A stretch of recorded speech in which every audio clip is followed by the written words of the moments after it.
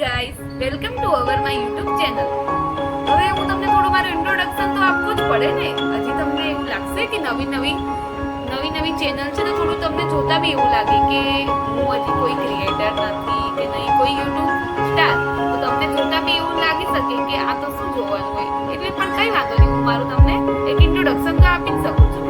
તો મારું નામ છે નિધિ દિલીપભાઈ ચુડાસમા અને હું અમદાવાદમાં રહું છું અને મારું ગ્રેજ્યુએશન કમ્પ્લીટ છે અને આઈ એમ નર્સિંગ સ્ટુડન્ટ.